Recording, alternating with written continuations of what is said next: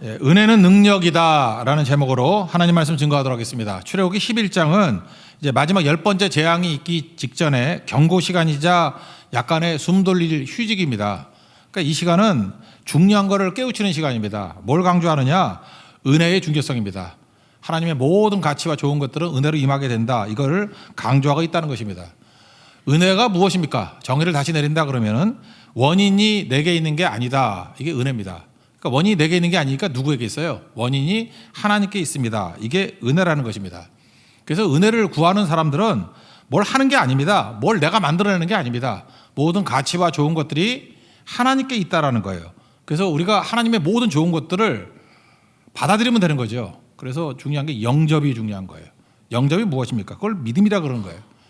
인간의 모든 가치는 영접으로부터 이루어지게 된다. 그래서 영접의 중요성, 이걸 말하고 있다라는 것입니다. 요한복음 1장 12절 보니까 영접하는 자, 동요가 뭐예요? 그림을 믿는 자들에게는 하나님의 자녀가 되는 권세를 주셨으니. 그러니까 우리 크리스찬이라는 건 뭐냐 하면은 모든 좋은 것들을 하나님이 다 예비하시고 주시고자 하는 마음이 있다는 거예요. 원인이. 그걸 은혜라 그래요. 은혜가 내게 임하게 만드는 방법이 뭐예요? 그 스위치가 영접, 그리고 믿음이라는 것입니다. 그래서 우리는 뭐예요? 죽어라 영접하는 거예요. 죽어라 믿는 거예요. 그래서 오직 믿음이죠. 솔라 피데. 오직 믿음. 그래야 은혜가 내게 임하게 된다라는 것입니다. 사실상 세상의 모든 것들이 다 그렇죠. 공부를 합니다. 공부를 한다는 건 뭐예요? 내가 만들어내는 거 아니죠. 이미 앞선 사람들이 만들어냈던 뭐 지식, 이론, 어떤 좋은 것들이 있죠. 공부가 뭐예요? 그걸 영접하는 거 아닙니까? 그러니까 공부를 잘한다는 건 뭐예요? 앞에 있는 모든 것들을 다 영접했다.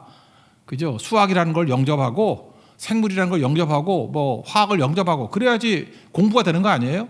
다 받아들인다. 또 다른 건 연결이죠. 최근에는 어떤 교수님이 에디톨로지라는 말을 쓰더라고요. 편집이라고. 이게 다 영접하고 난 다음에 이렇게 연결시키는 편집이라고. 그래서 에디트라는 말하고 그 학문이라는 거 올로지 합쳐가지고 에디톨로지. 그죠? 김종훈 교수가 그렇게 얘기를 했는데 다 내용이 뭐예요?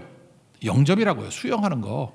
그럴 때 모든 가치가 있게 된다. 이거는 뭐 기독교나 일반 사회에서나 다 마찬가지라고 생각을 합니다. 그래서 오늘 첫 번째 메시지가 뭐냐면 이거예요. 은혜는 영접에 의해서 내게로 들어온다. 그걸 말해주고 있다는 것입니다. 한번 에덴 동산 이야기를 한번 해보겠습니다. 에덴 동산은 어떤 곳입니까? 하나님의 명령이 있는 곳입니다. 에덴 안에는 하나님의 명령이 있고 에덴 밖에는, 그러니까 에덴의 동쪽이라 그러죠. 거기는 하나님의 명령이 없습니다. 그러니까 에덴 동산 안에는 어떤 명령이 있죠?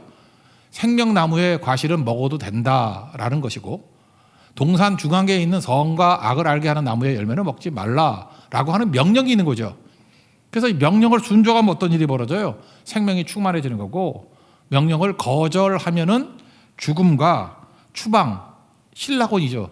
파라다이 로스트 다 잊어버리는 거죠. 그러니까 에덴의 상황이라는 게 뭡니까? 명령이 있는 곳이고 명령 아래서는 그 명령을 영접해야 된다는 거예요. 영접하면 생명이 충만하게 된다. 이건 뭐 에덴 동산뿐만 아니라 지금도 마찬가지라고 생각합니다. 이제 바로 왕에게 하나님께서 에덴의 상황을 만들어 주셨습니다. 그러니까 뭐예요? 그게 은혜의 상황이죠. 은혜의 상황이라는 게 뭐예요? 하나님 말씀이 들려오는 거 아니에요? 모세를 통해서 하나님 말씀을 듣게 만들었잖아요. 이제 그 말씀을 영접하면 생명, 거절하면은 선악과 똑같이 추방과 죽음이겠죠. 그래서 하나님 말씀이 들려올 때 바로 왕이 선택했던 건 뭐예요? 영접이 아니라 거절을 했잖아요. 그렇게 죽는다 그런 뜻이겠죠. 1절을 다 같이 읽겠습니다. 시작.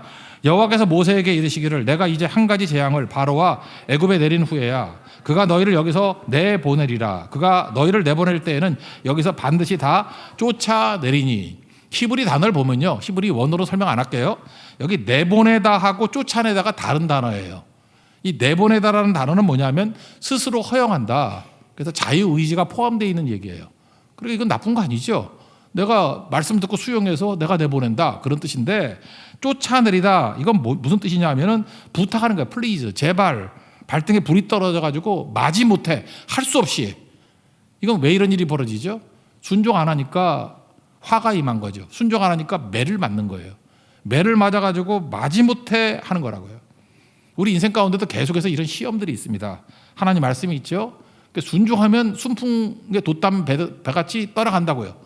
근데 불순종하면 어떤 일이 벌어집니까? 마지못해 또 맞아가지고 억지로 하는 거죠. 그럼 그걸로 끝나는 게 아니에요. 또 그런 일이 또 벌어져요. 또 불순종하죠. 또 맞아요. 마지못해 한다고. 그래서 제수, 삼수, n수생이 되는 거라고. 바로왕은 10수생이죠. 10번을 제수했잖아요. 그런데도 불구하고 영접을 못하죠. 그러니까 우리가 제일 지혜로운 게 무엇입니까? 한 번에 붙는 거예요. 한 번에. 우리에게 에덴 상황이 놓여 있잖아요. 하나님 말씀이 들려오죠. 그러면 즉각적인 순종을 하면 역풍이 부는 게 아니라 순풍의 돛담배 같이 그냥 쭉 가게 된다는 것입니다. 그래서 한 번 말씀이 들려올 때 순종하는 걸 뭐라 그래요? 그걸 영접, 믿음, 순종 다 동의어죠. 받아들이는 거라니까요. 그럼 모든 가치가 내 삶 가운데 임하게 된다는 것입니다. 하나님께서 은혜 주시기를 원합니다. 믿습니까? 어떻게 하면 받아들일 수 있어요? 영접하면. 하나님의 은혜 주시기 원합니다. 어떻게 하면 받아들일 수 있죠? 믿으면. 하나님께서 우리에게 은혜 주시기 원하십니다. 어떻게 하면 받아들일 수 있죠? 믿음의 순종이 있으면. 그러면 다 하나님의 것이 우리 것으로 임하게 된다라는 것입니다. 그래서 크리스찬의 특징이 뭐냐면 영접 잘하는 사람이에요. 뭘 한다 그러면 거절 안 하고 그냥 유머도 영접하고 어떤 좋은 일이 있으면 리액션으로도 영접하고. 그래서 크리스찬의 특징은 잠깐만 영접함으로 말미암아 연결시키고 또 편집하고 또 다리를 놓고 그래서 계속해서 가치가 올라가는 거라고요. 내가 만들어내는 거 아니에요. 하나님이 다 준비된 것들을 주실 때 영접을 통해서 내 것이 된다. 이 원칙 붙들고 여러분 영접을 통해서 하나님의 은혜가 충만한 믿음의 종 되기를 축원합니다. 그럼 그 다음 두 번째 나오는 게 뭐냐면 은혜의 특징이 뭐냐면 하나님의 공급, 또 다른 말로 하면 축복이라는 거예요. 은혜는 뭐 주시는 거 아니에요. 축복하는 거 아닙니까? 그래서 은혜 받는 사람은 빈손이 없다라는 거예요. 다 축복을 누리는 인생이 된다라는 것입니다. 그래서 은혜는 관념도 아니고 실제적으로 축복을 받는 거예요. 실제적으로 이렇게 꽉 채워지는 것입니다. 여기 이스라엘 백성들이 출애굽을 할 때 빈손으로 가게 만들지 않았다는 거예요. 하나님께서 은과 금과 폐물을 받게 만들었다 그랬죠. 지난주에도 보세요. 돈은 버는 게 아니라 그랬죠. 돈은 누가 주는 거라고. 내가 진정성을 가지고 있으면 돈은 누가 주는 거라고. 왜냐하면 돈이라는 거는 언제나 넘쳐나거든요. 돈이 넘쳐난다는 걸 알 수 있는 게 뭐라 그랬어요? 인플레이션. 인플레이션이 있다는 게 무슨 뜻이에요? 돈이 넘쳐난다는 뜻 아니에요. 금리를 인상한다. 무슨 뜻이에요? 돈이 너무 많아가지고 그 유통량을 줄이겠다는 거 아닙니까? 그만큼 돈이 많다라는 것입니다. 그런데 하나님께서 그 돈을 누구에게 흘러가게 만드느냐? 믿음이 있는 진정성 있는 사람에게 다 흘러가게 만든다는 것입니다. 그래서 여러분들 내 힘 가지고 뭘 하려고 그러는 게 아니고 이렇게 은혜를 구하면 흘러오는 거예요. 진정성 있으면 흘러오게 되는 거. 그게 중요하다는 것입니다. 성경을 보니까 은혜 사건을 지금 체험하게 되는데 모세를 향해서 사람들이 위대하게 보이게 만들었대요. 매력적으로 보이게 만들고 그냥 사람들이 그들에게 막 끌려가는 거예요. 그래서 막 주는 거라고. 은과 금과 폐물을 번 게 아니고 준 거 했다는 거 잊지 마세요. 은혜로 주었다. 2절과 3절 읽겠습니다. 시작. 백성에게 말하여 사람들에게 각기 이웃들에게서 은금 폐물을 구하게 하라 하시더니 여호와께서 그 백성으로 애굽 사람의 은혜를 받게 하셨고 또 그 사람 모세는 애굽 땅에 있는 바로의 신하와 백성의 눈에 아주 위대하게 보였더라. 우리 인생 살 때에도 똑같은 일이 벌어집니다. 누가 나에게 뭘 줘요. 누가 나에게 잘해주고 그리고 안 되는 것들이 됩니다. 그때 원인이 내게 있는 게 아니죠. 그때 느끼는 게 뭐예요? 야, 이건 하나님이 은혜로 주신 거야. 하나님이 은혜를 주셨던 건 뭐죠? 내 눈에는 보이지 않지만 하나님이 일하고 계신 거거든요. God works. 하나님이 일하고 있다는 것을 볼 수 있다는 것입니다. 그래서 내가 잘 되는 거예요. 내가 이렇게 뭐가 주어지는 거예요. 이거 우연 아니고 당연한 것도 아니고 모든 것이 하나님의 은혜다. 원인이 내게 있는 게 아니죠. 하나님께 있다. 그거를 붙들어야 된다는 것입니다. 여기 보면 하나님께서 이스라엘 백성들에게 이제 출애굽 초반부터 내가 은혜로 너 주겠다라고 약속하셨어요. 출애굽기 3장 21절 보니까 내가 애굽 사람으로 이 백성에게 은혜를 입히게 할지라 너희가 나갈 때 빈손으로 가지 아니하리니. 하나님은 빈손으로 보내기를 원하지 않습니다. 너희들이 영접하고 믿기만 하면 내가 은혜로 풍성히 채워주기를 원한다. 그래서 그 약속하신 대로 은과 금과 폐물을 은혜로 주지요. 애굽 사람들이. 그래서 받아 나왔다라는 것입니다. 우리 인생 가운데도 그게 꼭 필요하다는 거예요. 제가 이번 대만 선교나 고선 선교에서 제가 담임 목사니까 그런 느낌이 있는 것 같아요. 어떤 팀이 좀 약하고 좀 이렇게 애가 안타깝다 그러죠. 좀 도와줬으면 좋겠는데 그런 팀이 있었어요. 사실 대만에서는 윤광로였습니다. 왜냐하면 남전도 회원들밖에 없고 정말 내가 봐도 허접해. 그리고 뭔가 부족하고 남자들끼리 무슨 해병대도 퇴역 해병대 뭐 이런 것 같거든요. 뭐가 될까? 다른 팀에 비해서 좀 약해 보이더라고요. 그런데 열매가 넘치는 것 같아요. 이번 주에 또 연락이 왔어요. 더운데 사람들이. 그러면서 너무 좋아하는 거예요. 다음번에도 그 팀 보내달라 그러고 너무너무 좋다 그러고. 이유가 뭘까요? 원인이 내게 있는 게 아니잖아요. 하나님께 약하니까 은혜를 부어주시는 거예요. 그분들이 믿음이 있으니까 뭐예요? 영접하는 거예요. 그죠? 새로운 방법을 알려줄 때 그렇게 영접하는 거예요. 쌍어 전도회 뭐 그런 얘기 들어봤죠. 예, 한 사람이 한국말 하면 중국어를 하고 그러니까 영접하면 그 사람이 연결되니까 연결도 다 되고 이게 모든 것들이 이게 다 영접 아니에요. 그런 방법을 주시면 영접하고 이끌어가고 그러니까 풍성해지는 거 아니에요? 우리의 가치는 영접에서 오는 거라고. 그게 믿음이라고요. 믿음. 이번 고성교회 갔을 때도 마찬가지입니다. 좀 약한 팀들이 있잖아요. 저렇게 잘 되고 뭐 그런 데도 있지만 균형이 좀 깨진 것 같이 보이는데 그런데 거기도 되는 거예요. 뭐라고 설명해요? 원인이 거기 팀에 없어요. 아무리 찾아도. 저희가 왜 잘 돼? 원인 못 찾겠어. 원인이 누구에게 있어요? 하나님께 있다고. 그걸 뭐라 그래요? 은혜. 그러니까 은혜 안에서 찬송하게 돼 있다는 것입니다. 그러니까 은혜를 참여하는 사람들의 특징이 뭐냐? 감사와 찬송하죠. 자랑이 없죠. 그래서 그러잖아요. 사도 바울도 아무리 봐도 내가 이렇게 하나님의 말씀을 증거하고 열매 거두는 것들이 원인이 내게 없어. 그걸 뭐라 그래요? 나의 나 된 것은 하나님의 은혜로 된 것이니. 이거 원인이 하나님께 있어. 그런 뜻이죠. 그리고 복음 증거하고 난 다음에 뭐라 그래요? 갈라디아 6장 14절에서 우리 그리스도 예수의 십자가 외에는 내가 자랑할 게 없다고. 내 뭐 지식이나 내 능력 자랑할 게 아니잖아요. 거기에 원인이 있지 않기 때문에 그리스도의 십자가만 자랑한다고. 그게 구원의 능력이기 때문에 이게 은혜 의식이라는 것입니다. 은혜가 넘쳐나면 어떤 일이 벌어지느냐? 그죠? 어딜 가든지 간에 이렇게 흔들리지 않아요. 채워지게 되는 하나님의 능력을 붙들고 찬송하는 백성이 된다라는 것입니다. 살다 보면 이렇게 은혜가 넘치면요, 원인이 내게 없는 은혜도 오지만 또 이유 없는 수치와 모멸을 당할 때도 있죠. 그럴 때 그것을 이겨낼 수 있다는 것입니다. 이유가 뭐예요? 넘치는 은혜가 있었거든. 1만 달란트 은혜. 1만 달란트 뭐 가치가 되게 높다 그러는데 예를 들어서 그런 거예요. 한 100조 정도가 받는 거예요. 100조. 100조 정도의 은혜를 받은 사람이 있습니다. 그때 그 사람이 100데나리온, 데나리온은 10만 원 정도 일당으로 치면은 1000만 원 정도잖아요. 아니 100조를 받고 있는 사람이 그 500만 원, 1000만 원 이거 손해 보게 만들고 이거 뭐 안 갖고 하는 사람들 용서 못 합니까? 용서하죠. 손해 감수하죠. 100조라 그러니까 날아다니는 뭐 센지 아는데 그거 말고 50조를 합시다. 50조. 50조를 내가 받았어요. 그러면 우리 조도 일반인들은 상상이 안 가잖아요. 어마어마한 돈 아니에요. 근데 50조가 은혜를 받은 사람이 500만 원 때문에 연년에 하겠냐고. 1000만 원 때문에 연년에 하겠냐. 심지어 1억도 굳이 할 수 있죠. 얼마든지. 그러니까 이게 뭐예요? 이게 압도적인 은혜. 1만 달러더 은혜 받은 백성은 절대로 100데나리온 때문에 용서 못하거나 손해본다고 연연해 하지 않는다라는 것입니다. 축복의 사람의 이런 능력이 있다. 그게 은혜의식이에요. 그래서 수치와 모멸도 능히 이겨낼 수 있다는 거예요. 이유가 무엇입니까? 그래서 여러분들 인생을 살면서 이렇게 수치도 못 참고 또 뭐 모멸도 못 참고 자존심도 뭐 내가 자존심 때문에 견딜 수가 없어 이런 것들 보면 그럴 수 있죠. 인간은 은혜가 넘치면 이겨낼 수 있어요. 그죠? 이게 1만 달란트 은혜를 받으면 충분히 이겨낼 수 있다고. 다윗이 그랬죠.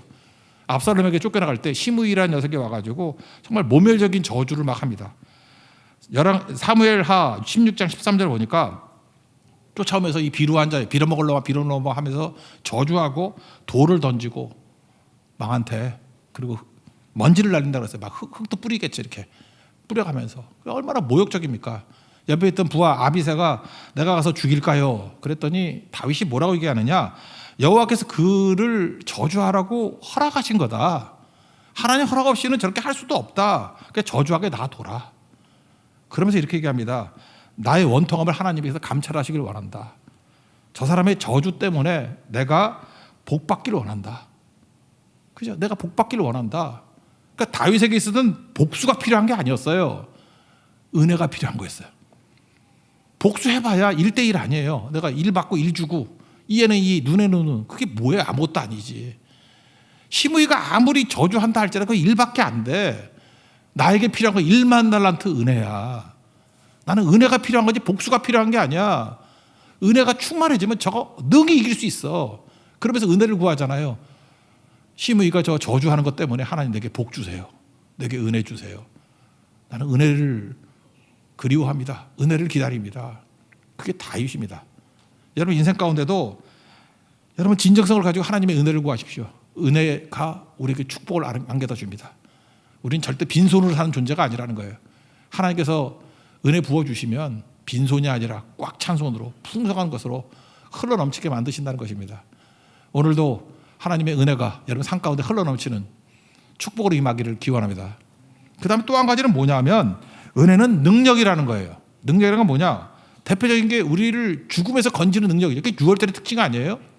죽음과 생명을 갈라놓게 만드는 능력이 그게 은혜고, 또 이 땅을 살아가면서도 하나님께서 우리에게 힘 주시는 게 세상을 이길 수 있는 것이 그게 은혜라는 거예요. 그래서 은혜는 실제적인 능력이다. 우리가 묻습니다. 너 어떻게 구원받느냐? 우리 다 알죠. 우리 기독교인들 다 알지 않습니까? 당장 죽어도 천국 가고 심판을 이길 수 있는 길이 어디에 있어요? 히브리서 9장 27절에 보니까 한 번 죽는 것은 사람에게 정하신 것인데 이후에는 심판이 있으리라. 심판 통과할 수 있는 힘이 어디에 있습니까? 이거 하나님 믿는 거 아니에요? 전 오늘도 그래요. 딴 거 말고 에베소서 2장 8절의 말씀을 여러분 가슴속에 새겼으면 좋겠어요. 이거 한국 성경으로 읽으면 너무 나도 복잡한 것 같아요. 그래서 NLT로 소개할게요. NLT에 그냥 3마디로 외웠으면 좋겠어요. God saved you. 하나님께서 너를 구원했다. 알 수 있죠? God saved you. 하나님이 나를 구원했어요. 당신을 구원했어요. God saved you. 됐죠? 하나님 어떻게 구원했냐? 2가지예요. By His grace. 하나님의 은혜에 의해서. 하나님의 은혜가 뭐예요? 원이 내게 있는 게 아니죠. 은혜는 하나님께 있다는 거 아니에요. 하나님께 있다는 거 뭐예요? 삼위일체가 근거가 되는 거죠. 첫째는 뭐였어요? 하나님의 사랑. 하나님 어떻게 사랑했다고요? 하나님이 나를 이처럼 사랑하사 독생자를 주셨으니, 가장 고귀한 독생자를 죽일 정도로 나를 사랑했다고. 이게 하나님의 사랑이에요. 2번째, 예수님의 십자가. 예수님이 하나님이 사랑하도 내가 안 죽으면 끝나는 거 아니에요. 근데 그 사랑대로 본인이 희생하고 십자가를 지셨죠. 십자가, 예수님의 십자가. 그리고 성령은 뭐 하시는 거예요? 성령이 보혜사라 그러는데 헬퍼거든요. 우리를 도와주시는 분. 뭘 도와요? 하나님의 사랑과 예수님의 십자가에 집중하도록 도와요. 이게 삼위일체께서 하신 일 아니에요. 그래서 God saved you. 하나님께서 우리를 구원했다고요. 뭐에 의해서? By His grace. 하나님의 은혜. 하나님 은혜가 뭐냐? 설명할 수 있죠. 하나님의 사랑, 예수님의 십자가, 성령의 도우심. 그게 By His grace예요. 그게 은혜로 말미암아. 그러면 이 삼일체 하나님이 다 이루신 것들을 내게 임하게 만드는 스위치가 뭐라 그랬어요? 믿음이죠. When you believed. 언제요? I로 합시다. When I believed. 내가 믿을 때. When I believed. 내가 믿을 때. By His grace. 그의 은혜에 의해서 God saved you. 당신을 구원받았다고. 이거 한글 성경으로 읽으면 뭐라고 돼 있는지 알아요? 너희는 그 은혜에 의하여 믿음으로 말미암아 구원을 받았으니. 너무 꼬여가지고 나도 못 읽겠어. NLT를 외우세요. God saved you by His grace when you believed. 2가지예요. By His grace. 설명할 수 있죠? When you believed. 우리가 믿을 때 모든 것이 우리에게 임하게 되었다. 이것은 무엇입니까? 우리를 사망에서 생명으로 옮기는 능력이 있다는 것입니다. 우리 당장 죽어도 천국 갑니다. 왜요? By His grace. 하나님의 사랑이 있고 예수님의 십자가 있고 성령께서 도우심이 있기 때문에 오직 십자가 붙드는 거예요. 그래서 우리 구원 받아요. 그걸 우리 어떻게 한다고요? When I believe. 내가 믿기 때문에. 믿습니까? 구원 받는다는 거예요. 그래서 생가사가 갈라진다는 거예요. 요한복음 3장 30절 보니까 아들을 믿는 자는 영생이 있고 아들 순종하지 않은 자는 영생을 보지 못하고 진노가 임한다고. 예수님 믿죠? 그래서 우리는 영생이 있으면 eternal life가 있다는 거예요. 그래서 갈라지는 겁니다. 예수님의 십자가 안에서 갈라지는 거예요. 믿음 안에서 갈라지는 거예요. 믿는 자와 믿지 않는 자 구별된다고. 그래서 믿는 자는 살고 나중에 나오죠. pass over. 예수님의 십자가의 피를 의지하는 게 뭐예요? 어린 양 피를 발랐잖아요. 넘어가죠. pass over. 그러나 그걸 거절하는 자에게는 영원한 사망이 있다고요. 그 내용이 17절입니다. 7절입니다. 7절 읽겠습니다. 시작. 그러나 이스라엘 자손에게는 사람에게나 짐승에게나 개 한 마리도 그 혀를 움직이지 아니하리니 여호와께서 애굽 사람과 이스라엘 사이를 구별하는 줄을 너희가 알리라 하셨나니. 예수님을 믿는 거에 따라서 이 운명이 갈라지게 된다는 것입니다. 그래서 은혜는 능력이에요. 어떤 능력입니까? 사망에서 생명으로 건져내는 능력이라는 것입니다. 또한 은혜는요, 우리가 회개하게 만드는 능력이 되기도 해요. 회개는 내가 하는 게 아니라 은혜로 회개하는 거예요. 하나님 회개할 힘을 주시니까 회개하는 거라고. 회개하고 그 다음에 그 은혜는요, 내 마음대로 하도록 맡겨두는 게 아니라 우리가 하나님의 뜻대로 살아갈 수 있도록 붙들어주는 은혜도 된다고. 그래서 성도의 견인이라 그러는데 우리를 붙들어준다라는 것입니다. 사도 바울이 육체에 가시가 있었죠. 몸이 아팠어요. 그래서 3번이나 기도했습니다. 이 약함에서 벗어나고 병에서 낫기를 원합니다. 그럴 때 하나님의 은혜가 뭐예요? 고린도후서 12장 9절, 내 은혜가 내게 족하다. 은혜 넘친다, 그런 얘기잖아요. 뭐라고 얘기를 해요? 내 능력이 약한 데서 온전하여짐이라. 그리스도의 능력이 내게 머물게 하기 위해서. 여러분 인생 살다 보면 그런 거 있죠. 이상하게도 하나님의 은혜가 임했다 그러는데 내 마음대로 안 돼. 내 마음대로 안 되는 게 은혜예요. 내 마음대로 하면 우리가 넘어지고 깨지거든요. 근데 하나님께서 약한 부분은, 우리도 이게 강한 부분이 있고 약한 부분이 있잖아요. 강한 부분은 마음과 하나님 앞에 헌신하기, 충성하기를 원하고, 약한 부분은 꼼짝달싹을 못하게 붙들어 맬 때가 있다고. 하나님 이거 왜 이렇게 붙들고 계세요? 약하기 때문에. 이거 풀어달라 그러면 안 돼요. 약하기 때문에 붙들고 있는 거예요. 그래서 내 마음대로 못하도록. 저도 목회자 아닙니까? 마음대로 하고 싶으면 망해요. 어떤 건 마음대로 못하게 하는 부분이 있어. 약한 부분이 있어요. 하나님 꽉 붙들고 놔주질 않아요. 그때가 오히려 은혜라고요. 내 능력이 그저 온전하게 머물기 위해서 그렇다. 하나님께서 우리 이 인생을 그렇게 이끌어 가신다는 것입니다. 우리가 율법적인 사고와 은혜적인 사고가 다른데, 좀 이렇게 똑똑한 사람들, 좀 이렇게 의식이 있다 그런 사람들은 너무 행동을 강조하는 것 같아. 그래서 기도만 하면 뭐 하느냐? 행동을 해야지. 그죠? 그래서 바이블도 중요하지만 프락시스가 중요하다, 실천이 중요하다, 뭐 이렇게 얘기를 합니다. 그래서 뭘 행하지 않고 기도만 하는 거는 어리석은 것 같이 보이고 그렇게 얘기한다고요. 그러다 보니까 이런 거죠. 내가 뭘 하면서 기도해야 된다고 생각을 해. 내가 뭘 해야 돼요. 그럼 부족함이 있으면 하나님께 기도하는 거예요. 도와주세요. 그럼 주인이 누구예요? 내 뜻이 주인이고 내가 주인이죠. 하나님은 보조죠. 이게 무슨 은혜야? 여러분, 그래서 예수를 깊이 믿다 보면요, 하나님의 은혜가 임하게 되면 인생이 수동태가 돼버려요. 그래서 내가 뭘 하겠다 그런 게 없어져 버리고, 하나님 나를 인도해 주세요. 나는 어느 정도로 깡통이냐 하면 무엇을 구할지도 모르고 어디로 가야 될지도 모르고 잘 몰라요. 그게 인생이라고. 여러분, 하나님 말씀이 주는 건 뭐냐면 방향만 가르쳐 주거든요. 저쪽이다. 그러니까 방향을 가르쳐 줘요. 방향이 있는데 길이 있어야 될 거 아니에요. 근데 방향이 있다고 길이 직선으로 뽑아져 있는 거, 그런 거 별로 없거든. 길은 잘 안 보여요. 어떤 때는 꼬불꼬불한 길도 있고 우회하는 길도 있고. 그런 거 보셨어요? 예를 들어서 어떤 뭐 산과 산이 있는데 정상과 정상으로 갈 수는 없잖아요. 케이블카로 가는 건 아니잖아요. 내려와서 가야 되는데 길이 복잡하죠.